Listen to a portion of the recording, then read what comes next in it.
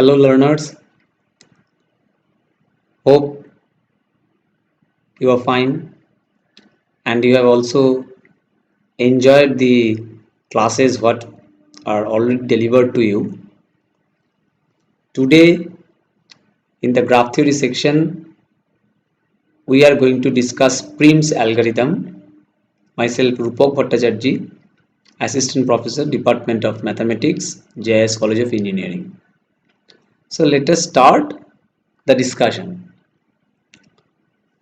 Now we are going to use this algorithm for some defined and specific purpose.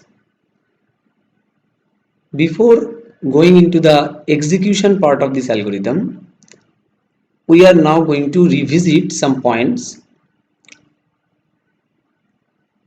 Tree is a special part of a graph and we know the properties of the tree in graph theoretic concept.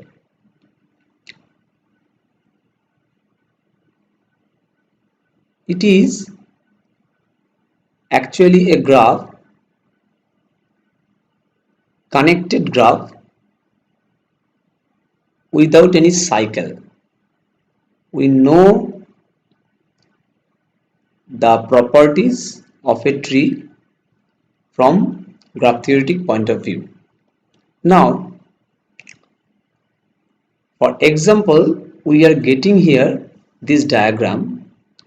So this is one vertex, this is one vertex, this is one vertex. Similarly, this one, and this one. So how many vertices we are getting here? 1, 2, 3, 4, 5, 6. So 6 vertices what we get. And how many edges are we are getting? 1, 2, 3, 4, 5. So the property of a tree with n vertices and n minus 1 edges are satisfied here. This example gives us the idea that it is a connected graph. That means we can go from any vertex to another vertex by a path, and obviously there is no cycle. Now the next point to be revisited here is spanning tree. The question is, as you are getting spanning is the adjective of this particular tree, that means it must be having some special characteristics. So it indicates that a tree which can span a given graph. So suppose you have a graph like this. This is one vertex, this is another vertex, this is another vertex. So we have to extract out one tree which can span this mother graph.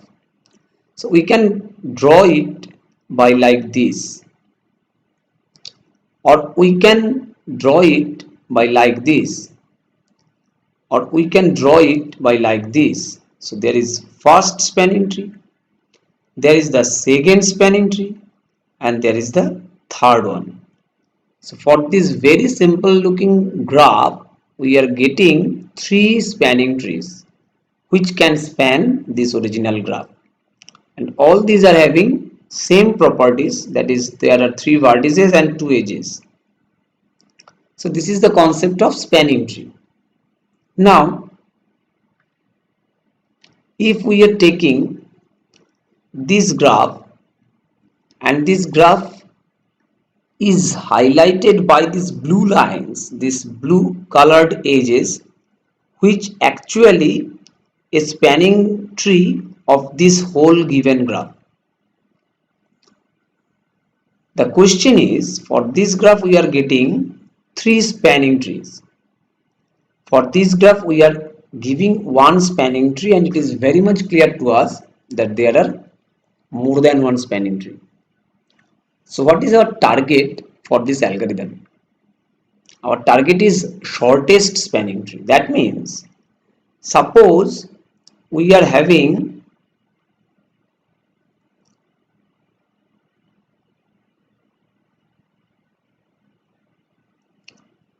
this is having weight 1, this is having weight 2, and this is having weight 3, then the first one is having total weight 4, the first spanning tree. The second spanning tree is having total weight 5, and the third spanning tree is having total weight 3.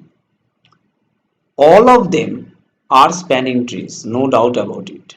But if we want to find out the shortest spanning tree, then obviously we will select the spanning tree which corresponds to this weight. And what is that one? That is the third one. That means this spanning tree, this one. So it is possible for us to find out this shortest spanning tree for this a very small graph with little number of vertices and little number of edges. But instead of that, if this is a graph, or if the graph is having more vertices, more edges, then it is not possible for us, or it is not at all logical for us to draw to identify all spanning trees, then to sum the weight of all these spanning trees and to get the shortest one. Rather, we are now going to learn the algorithm so that we can start with a logical step and we can finish the process with the logical step with the convergence that at the time of completion we will get the shortest spanning tree. So look at this example. For this graph we are getting this one where the red colored are also a spanning tree. You are getting that this one, if we identify this one by red colored one, is a spanning tree of this graph, and in this graph blue colored one is also a spanning tree of the same graph. But what we are getting, the total weight here is it 84 and the total weight here it is 65. So between these two, please emphasize on this part, between these two, this one is having less weight than this one. But who is giving us the guarantee that this is going to be the shortest one? For that we need to go to the algorithm. So let us start to this particular purpose. But before that, we need some initial verification according to the definition of tree. So we know that in a tree there is no existence of self loop. So if the graph contains a self loop, before starting the process we have to discard that self loop because it will not be there in the tree.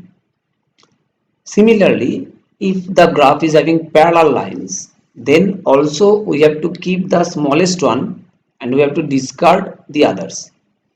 So just for example, if you want to see this, suppose there is a graph and we are getting this graph, and if there is a self loop, whatever the weight it have, 1 or 10 or 100, we are not going to consider this one.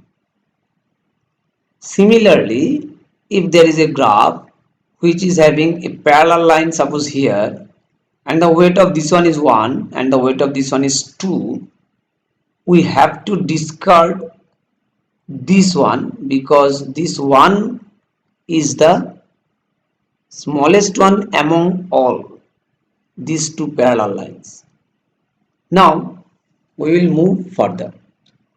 So this example is given. This is our graph for which suppose we are going to find out the shortest spanning tree. So we are it is very much clear to us that we are getting one self loop over here. So initial verification tells us that we have to discard it. Okay. Now we are getting parallel lines, but one is having weight 7, another one is having weight 9. So this one must be discarded. Let's check. So now our graph is ready to be as an input of this algorithm, and the output is going to be the shortest spanning tree according to the claim. So let us check. So before applying the algorithm, we have to construct one table, and this is very important, students. So let us check how this table will be constructed, and also we have to emphasize on this information that how many vertices are there in the mother graph, and correspondingly the total number of edges will be n minus 1, as it is going to be a tree, and in such a way that n minus 1 will be coming, so that the total weight will be the least. Here we are getting vertices are in 6 numbers, so obviously we have to keep that number of vertices same, but the edges are here 9.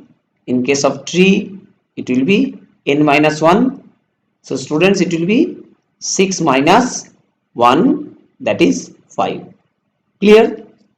Okay. Now according to the construction of the table, look at this, what we have done.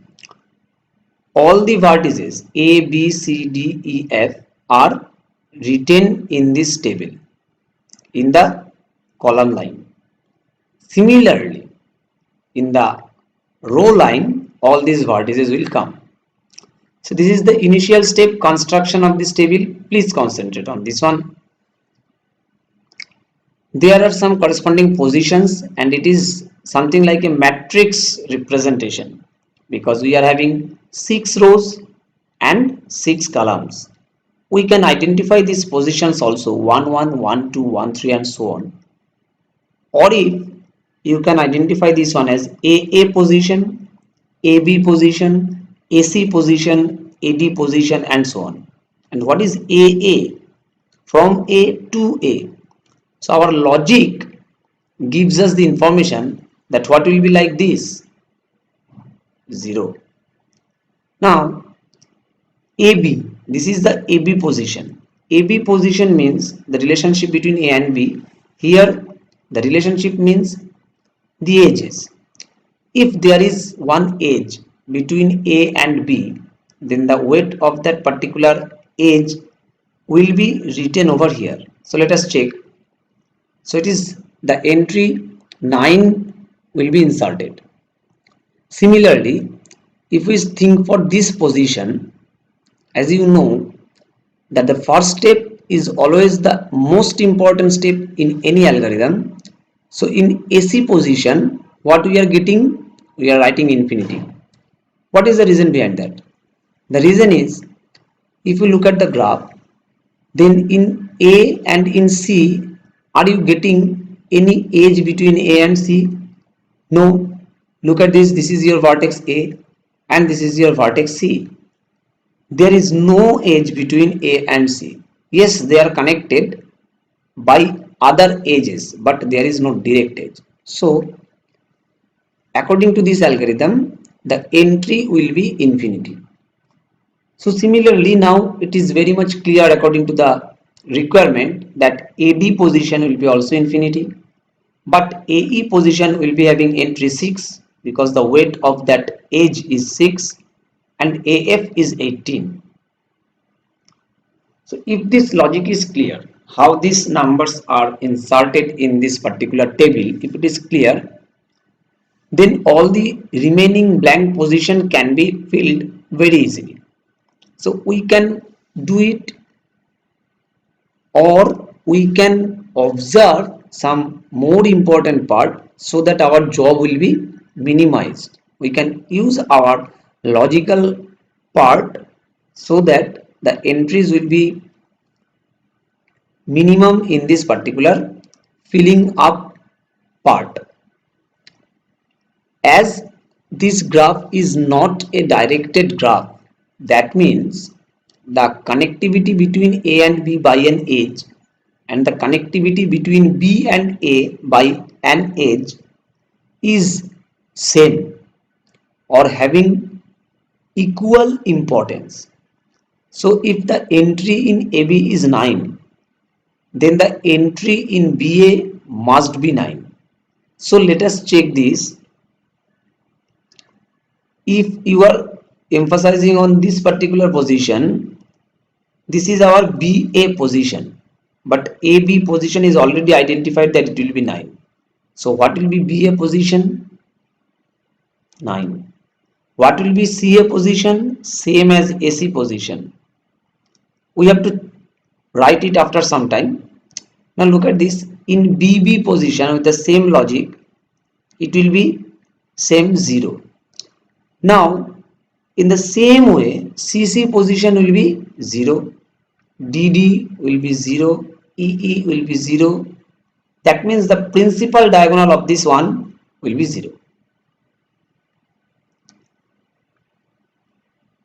As we have already discussed, then the concept of AC position, or rather CA position, will be same, and the DA position and AD will be same, and EA and AE will be same, and similarly FA also.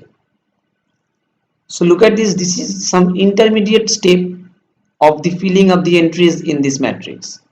Now let us move forward. BC. B and C are connected, yes, by an edge, and the weight of that edge is 28, so it is inserted. Then BD, yes, it is there, it is 10, so it is 10. Similarly, BE is 14 and BF is infinity. As the logic is already clear to us, all the remaining 4 entries in the second column, we can just write the entries directly by observing the entries in the second row. And students, you are now very much clear about the fact that the matrix representation, or the representation in the matrix form what we are now going to construct, is going to be a concept of symmetric matrix, because if you transpose this one, you will get the same one will be coming. Now our job is to fill up the remaining positions. So that is, if we take it as CD position, we will get is 36 from here. Then CE position, it is infinity, because C and E are not having any edge between them, and obviously CF infinity. Similarly, we are able to write the 3 entries in this column directly. So this position will be what? DE is 7, and then DF is infinity. So these 2 positions will be, yes, 7 and infinity. What will be EF position? EF position will be 15. Similarly, FE position will be also 15. So the construction of this matrix according to the requirement is done. What is remaining? Remaining is to construct the shortest spanning tree for this given graph. So again, our next segment, the first step of the next segment is very important. So let us check. We have to start from the clear matrix, and now we are going to check the smallest entry in the first row, and the smallest entry in the first row is obviously this one, but you have already observed that this 6 is highlighted. Why? Our job is to identify the shortest spanning tree. So if we consider this 0, then we are from A to A. So we are not able to proceed. So this 0 is not going to be considered, except this 0. In the first row, what is the smallest entry? It is 6. So we have taken 6 into our account, and this 6 corresponds A and E. So from this graph, after first step of this algorithm, what we see? This part is generated. Observations. Number of vertices here is 2. Number of edges here 1. Is it connected? Yes. Is there any cycle? No. Is it a tree? Yes. Is it a spanning tree of our given graph? No. We have to proceed further. We have to proceed further until and unless these conditions are satisfied. Now, how to proceed? We get in the first step two vertices A and E. So from this matrix, now our job is to concentrate into these two rows A and E. Clear? And in these two rows, we have to identify the smallest entry except 0. So this 0 is already discarded. This 0 will also be discarded.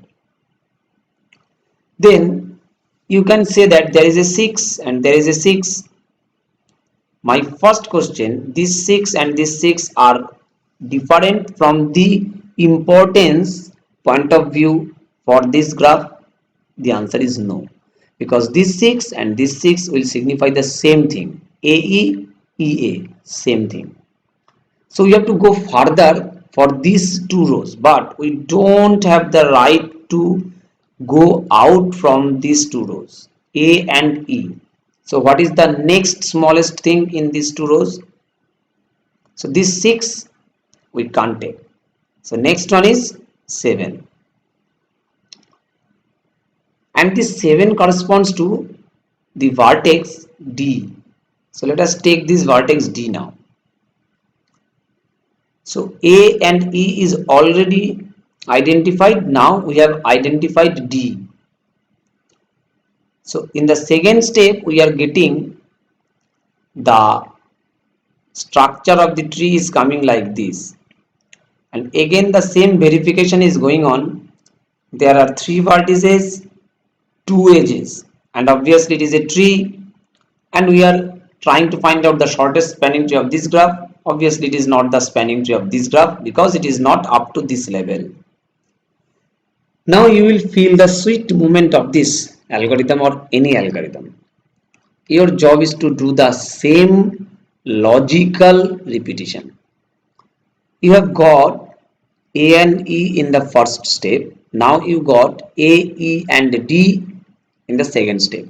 Your job is to identify the smallest entry now among these 3 rows, but the logical smallest entry, that means you will not going to identify this 0 because it will not going to give you any importance, and already this 6 are same importance, and this 7 corresponds to E and D. So this 7 corresponds to same E and D. So you can't take this 7, but keep one information in your mind that instead of this 7, if there is any 7 suppose here, then you can consider it, because already this 7 and this 7 are two different in significance. This 7 signifies E and D. If there is a 7, then it will signify B and E. So what is the next smallest entry among these 3? A, D and E. Yes, you are getting it right. It is 9. And this 9 indicates the vertex B. You please concentrate. This 9 indicates AB. So this 9 and this 9 are of same importance. And this 9 says us that we have to connect A and B in the third part of this algorithm. So what will be coming? Yes, you got this one. A, B, B, A, E, D. So again our verification is required. 4 vertices are there, 3 edges are there. So obviously in every step, if we are getting one vertex added into our tree, and if there are 6 vertices we require, in the first step we got 2 vertices, then second one 3, third one 4, fourth one will be 5, and fifth one will be 6. So in this intermediate step we are confident that we are going to get our process finished after 5th step. Already you have covered up 3 steps, third step is over. So what is the 4th step? Same logic. Please look at the table. A, B, E and D. A, B, E and D. From these 4 we have to find out the smallest logical entry. What is the smallest logical entry here? 10 is highlighted. So let us check. This 10 corresponds to B and D. Very good. This 10 corresponds to B and D. That means this 10 and this 10 are of same importance. And this is smallest logical entry. So if we think about to draw the spanning tree by B and D, what we are getting?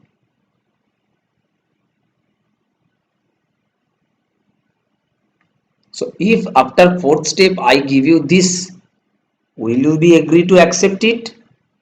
I know that the answer is no, because our target is not only to draw the smallest graph, our target is to draw the smallest spanning tree. And if we connect these two, then maybe the total weight will be least, but it is not a tree, then it will not fulfill our purpose. So though 10 is the smallest entry, in this case we are not going to consider this one. So let us check what is the next step. We have to consider the next smallest entry before going for the further step. After third step we have to check this one. And what is this? So 10 is not considered, 10 is wiped out. Next we are getting 15, and this 15 is existing between in the rows A, B, D and E. Now, so this 15 and this 15 is of same importance, and this 15 gives the connection between E and F. So the next step what we are getting? This one. Again the verification is required. 1, 2, 3, 4, 5 vertices are there and 4 edges are there. So obviously we are one step behind. So as in this step this F vertex is identified, now we have to identify the smallest entry in A, B, D, E, F, and obviously it has to be logical. I want to mention this logical means what will fulfill our purpose. So look at this, these are highlighted, and then we are getting the vertex, this one, and this is the smallest entry of this one. We get A, B, C, D, E, F. All 6 vertices are present, and obviously the total number of edges will be 5, and we get this 28 because in these 5 rows we are getting 28 is the smallest entry because only 28 is there and 36 is there, and obviously we don't get this 36, we will not consider this 36. Clear? So in this pattern what we get, the shortest spanning tree for this given graph is received. Now we are going to for the next slide. So this is the summary of this total discussion. We get this graph after removing the self loop and the parallel lines with higher weights, and we get after using this Prim's algorithm this shortest spanning tree whose total weight is going to be 65, and now this ensures that the spanning tree what we are having, it is the shortest one. One point should be mentioned that in some cases you may get different spanning tree, but if you are using Prim's algorithm you must have the same total weight. The presentation of the graph may be different, but suppose this 36 is replaced by 7, suppose.